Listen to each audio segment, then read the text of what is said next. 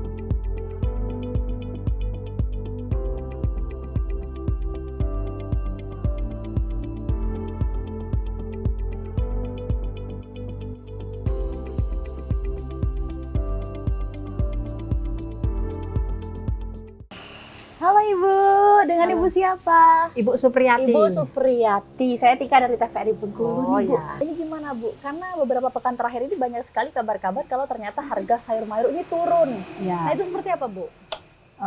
Kalau sedang turun kemarin juga penjualannya payah Mbak kalau turun itu. Kira-kira Bu, dengan harga yang mungkin murah ya, karena banyak juga sekali kabar-kabar bahwa banyak pengepul yang ternyata sayurannya ini dibuang, Ya, tidak kemarin. didistribusikan atau tidak diambil oleh pengecer. Itu Ya. kenapa Bu? Itu mungkin karena di sananya juga penjualannya susah. Mungkin kan dia sering juga buang barang, Ya. bawa dari sini bawa ke situ nggak laku kan, mungkin dibuang kan, kayak gitulah Mbak. Itulah resikonya Oh, iya. tukang sayur. Mungkin karena kalau yang banyak yang dibuang itu karena pendistribusiannya itu sulit seperti itu ya Bu ya, Iya. mungkin aksesnya, kemudian banyak juga faktor transportasinya mungkin Iya, ya yang nanti iya. akan menambah biaya kembali kalau didistribusikan, mungkin seperti itu ya. Ya. Oleh karena itu mungkin banyak pengepul yang mengambil langkah untuk membuang Membuang. sayuran daripada rugi yang kedua Ya, kalinya. ya, ya. Seperti itu. Nah, Iya. kira-kira Bu, ini kalau untuk didistribusikan ke pengecer ataupun mungkin ke pedagang-pedagang kecil-kecilan, itu apakah mereka mengambil sendiri ke sini atau mungkin dari pihak pengepul yang mengantarkan ke lokasi? Seperti apa itu? Mereka ngambil ke sini. Banyak yang ngambil ke sini. Oh, banyak yang ngambil ke sini. Berarti memang sudah ada nomor yang bisa dihubungi Iya. seperti itu ya, mungkin sudah langganan. Iya. Kemudian mereka mungkin bertanya dulu ada stoknya atau tidak. Iya, iya. Seperti itu. Nah, kira-kira Bu, untuk pekan ini kira-kira harga sayur apa yang harganya itu anjlok atau murah? Untuk saat ini yang anjlok kol. Oh, kol itu berapa Bu sekarang Bu? Kol kalau dari sini 2.000. 2.000 per kilo ya. Awalnya Iya. berapa kemarin? Kalau kemarin sampai 3.000-an, 3.000-an. kalau ini 4.000-an kan. Bagaimana dengan beberapa pekan terakhir? Karena banyak sekali informasi yang saya dapat kalau harga tomat ya Bu ya yang Ya. anjlok sekali itu seperti apa di sini Bu? Apakah anjlok juga harganya? Ya, Seperti apa? anjlok. Kemarin sempat 1.000 dari sini tuh Wah. petani ngambil sama petani 500. Wah. Itu aja susah jualnya 1.000 gitu. Ya maaf ngomong ya. Kalau kawan-kawan dibuang, kalau kita itu tadi alhamdulillah biar murah juga balik modal, yang penting petaninya nggak susah. Betul, Petani betul. nggak sedih kayak gitulah. Intinya menolong, saling menguntungkan kayak itu. Nah, Betul. Harga tomat Rp1.000 ya beberapa Rp1.000, pekan terakhir. iya. Itu awalnya berapa Bu? Bisa 3.000 mungkin per kilo? ya Sekarang ada. jadi 1.000 seperti itu ya? Ya, kalau sedang ini kemarin sempat ada 7.000 pernah juga. Kalau untuk saat ini tomat mahal. Berapa sekarang Ibu? Saya kalau ngambil dari ini petani saya 8.000. Oh 8.000. Kalau ngasih ke ini orang-orang yang bawa ini 9.000, 10.000 kayak gitu. Kalau kemarin sempat 12.000 karena ini agak turun lagi kan. Ini kira-kira pengantarannya ini kemana aja Bu? Mungkin tidak hanya di Kepahyang saja ya, mungkin Ya. ada di beberapa kabupaten atau seperti apa Ibu? Ke ini ke mana? Wow. Ke selatan kan. Sudah tuh ke Panorama situlah, ke Oh Bengkulu pasar situlah ya, Panorama ke Kota Panorama. Bengkulu ya? Iya. Oh berarti dari sini juga ya? Iya. Yang pastinya ke situlah. Orang datang ke sini kan.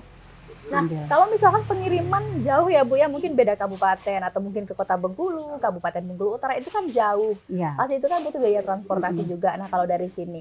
Nah, itu kira-kira minimal itu pemesanannya berapa, Bu? Harus bisa dikirim. Tidak mungkin ketika mereka meminta hanya beberapa kilo saja atau satu karung saja, kita tidak akan mungkin mengirimkan ke sana seperti itu. Iya, Kira-kira iya. minimal berapa, Bu?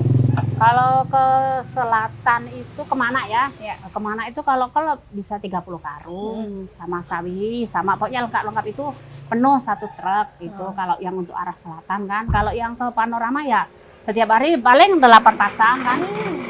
Kalau untuk yang arah Pagardewa situ juga 6 pasang kayak gitulah Bu. Ya insya Allah pokoknya alhamdulillah untuk sehari-hari ini kalau kita 40 karung, Alhamdulillah. 30 karung kayak itu paling sedikit. Luar biasa. Ya, Ibu tadi kan saya melihat sempat mengamati ya dari tadi Ya. ternyata ada petani, kemudian juga ada pengecer. Ya. Boleh saya ketemu dengan pengecernya Ibu? Boleh. Di mana Bu? Itu dia.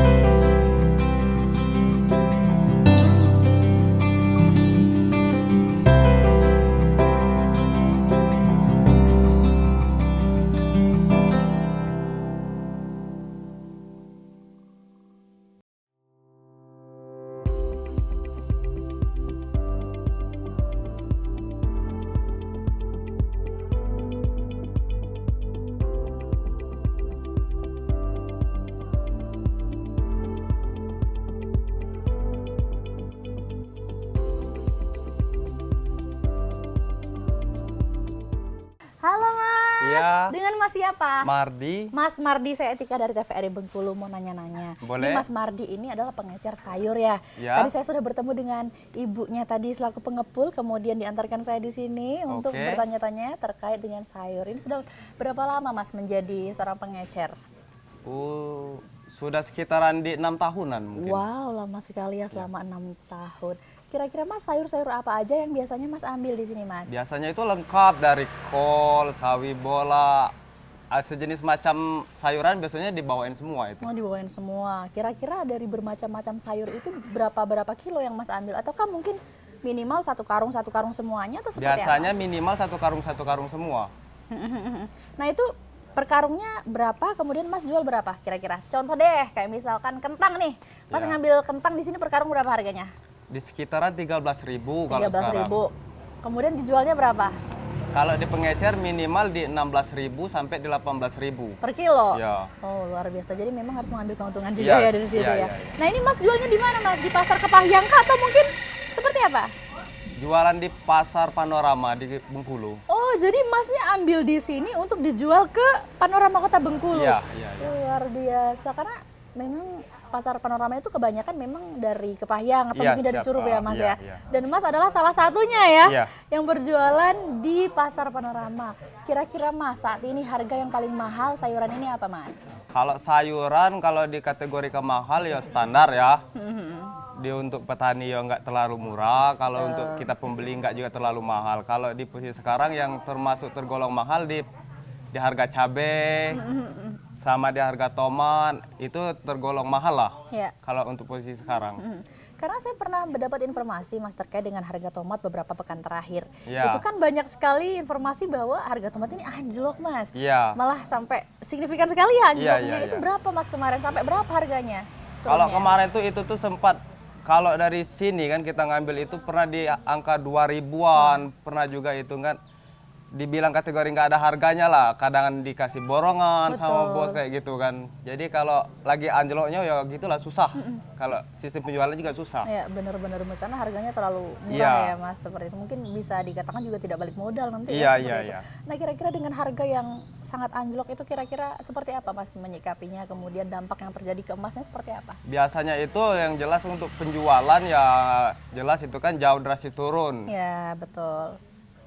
Sekian banyak yang bawa sayur kan minimal tuh pasti bawanya yang luar biasa kan.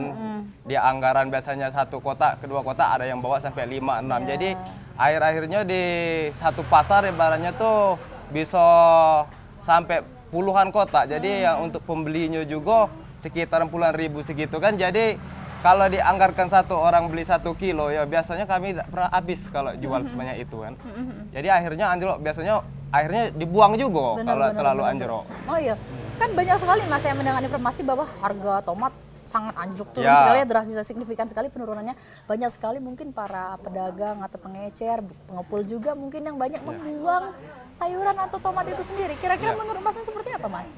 Ya kalau gimana lagi kan kalau seumpamanya itu mau dijual kan dijual dengan harga yang diecer ya pembeli juga tidak mau lagi belinya. Nah kita pun dikasih pun juga kadang tuh kan barangnya ya kalau masih bagus. Kalau barangnya udah busuk gimana kita Ya, kita kasih betul. lagi kan ya. Jadi akhir-akhirnya dibuang.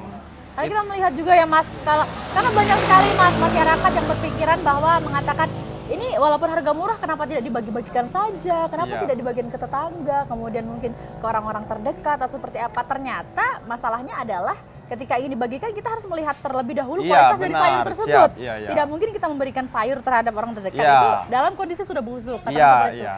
Karena Benar sebelum dalam kondisi busuk, pasti keinginan kita masih tetap ingin menjual, sebenarnya Iya, seperti itu ya. iya, iya. Nah, ketika ingin memberikan ke tetangga, kita harus melihat dulu nih kualitasnya. Iya, Wah, benar ternyata sudah busuk, Iya. terpaksa harus dibuang karena Dibuang, dijual pun sudah ah. tidak laku. Iya. Nah, kira-kira Mas, harga tomat sekarang berapa, Mas? Kalau di posisi sekarang di eceran nih ya. Iya. Kalau di eceran di harga 14.000 di sampai 16.000. 16.000. Iya. Mas jualnya per kilo ya? Iya. Wah, itu kenaikannya kan sangat drastis sekali ya dari hampir 1.000 atau 2.000 rupiah Iya. kemarin ya beberapa Iya, iya, pekan iya. terakhir. Sekarang sudah mencapai 14.000 hingga 16.000. Iya. Seperti apa Mas perasaannya ketika harga tomat naik? Kalau di posisi kami kan yang penjual pengecer yo, kalau di harga posisi mahal yo ikut senang lah. Yang jelasnya barangnya kan tidak pernah mubazir Betul. karena ada harganya kan. Meskipun kadangan tuh tidak selalu dijual di harga 16 di Betul. 14 kan. Jelasnya itu kan barangnya bisa terjual. Betul, betul, Nggak betul. sia-sia dibuang kan. Kalau harga yang anjlok kebiasaannya banyak yang buang. Betul, betul, betul. Katakanlah mungkin ketika mengambil satu karung, walaupun dalam satu karung itu tidak habis semua, tapi kalau harganya mahal mungkin tetap masih ada keuntungannya Ya, gitu ya, katakanlah ya, ya. ya, ya. Nah tapi ketika kita mengambil satu karung tapi harganya sangat turun drastis sama saja bohong seperti itu. Ya. Kadang juga ini banyak sekali pembeli ini yang minta bonus lagi ya Mas. Ya. Sudah harga murah masih minta bonus lagi. Ya, ya, Nah ya. kira-kira harapannya ke depannya seperti apa Mas? Kalau kita kan sebagai pengecer kan di sini ya kalau untuk di harga sayuran ya kalau bisa tuh di stabil aja kan karena kami Betul. pengecer pun juga kalau di harga selalu anjlok untuk penjualan jelas menurun. Betul, betul. Kalau di harga naik stabil di posisi kami penjual ya lumayan gitu kan. Keinginannya Iya. pasti harganya stabil ya Mas. Iya, iya, Karena iya. memang kalau kita melihat kalau harganya semua turun, pasti berdampak ke pengecer juga Iya, ya, para petani. pasti Semuanya itu. pasti berdampak Pasti ya. berdampak. Dari pengepul, kemudian petani, Iya, pengecer pengecer juga. ya juga. Kemudian kan kita akan melihat juga keuntungannya ya Mas. Iya, iya. Kita tidak mungkin mengambil keuntungan yang terlalu tipis atau sedikit karena Iya. kembali lagi untuk menuju ke Kota Bengkulu itu butuh transportasi, Iya, benar. bahan bakar minyak yang seperti apa, karena banyak sekali perhitungan-perhitungan yang dihitung Iya, iya. untuk mengambil keuntungan itu sendiri. Nah Mas, saya tadi belum sempat nanya terkait dengan suka duka menjadi seorang pengecer. Ya. Seperti apa Mas suka dukanya Mas? Atau ada hal-hal berkesan Mas yang tidak bisa dilupakan selama menjadi pengecer Mas? Ya kalau kita sebagai pengecer kan ya suka duka itu kan pasti ada karena kan sistem penjual jual beli kan ya. Betul. Untung pasti ada, kerugian pun juga pasti ada kan. Ya kalau posisi harga sayuran stabil, yang jelasnya yang kami pengecer pun juga ikut senang. Kalau di harga anjlok di sisi situ juga ya cak kami juga susah jualnya. Jadi cari keuntungan itu kan susah. Mungkin seperti itulah Pak. Nah itu untuk pengantaran ke Kota Bengkulu itu apakah Masnya sendiri atau mungkin ada rekan atau mungkin ada kernet atau seperti apa Mas? Kalau kita sendirian kalau dari sini, tapi kalau di sana ada yang bantu kan, yang bantuin jualkan barang pun juga ada. Oh bantu jualkan barang Iya. itu dari Kota Bengkulunya? Iya. Oh berarti nanti Masnya akan membayar lagi karyawannya atau seperti Oh apa? iya, itu pasti itu. Karena kan di situ kan ada karyawan juga kan yang bantu kan. Oh itu tadi yang saya sebutkan ya, berarti Iya. memang keuntungan-keuntungan itu sudah Iya, dihitung udah secara banyak ini rinci ya. biaya Karena operasionalnya ya banyak. betul, biaya operasionalnya itu yang paling penting ya. Karena keuntungan itu tidak hanya untuk keperluan operasional saja, Iya. tapi harus ada keuntungan mungkin yang untuk pemasukan Iya, seperti itu ya, pasti tidak itu, hanya iya. untuk transportasi, bahan bakar minyak, kemudian membayar ini karyawan juga seperti itu, Mas. Nah, pemirsa, setelah saya berbincang-bincang dengan Mas Mardi ya, Ya. Mas Mardi selaku pengecer. Saat ini saya akan melihat ke petani. Saya akan bertanya-tanya ke petani seperti apa harga sayur, kemudian seperti apa para petani ini, dampak yang dirasakan oleh para petani ketika harga sayur ini naik atau juga turun. Ayo ikuti saya.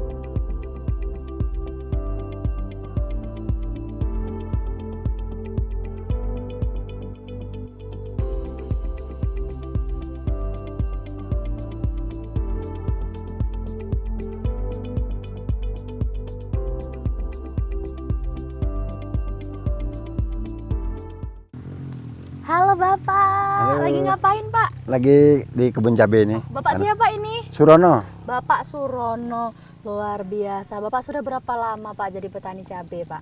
Wah, kalau petani cabai udah lama, udah 20-an tahun. Oh udah puluhan tahun ya Iya. Pak jadi petani cabai. Apakah hanya cabai Pak atau mungkin ada yang lain? Atau mungkin ada jagung, kentang, seperti apa?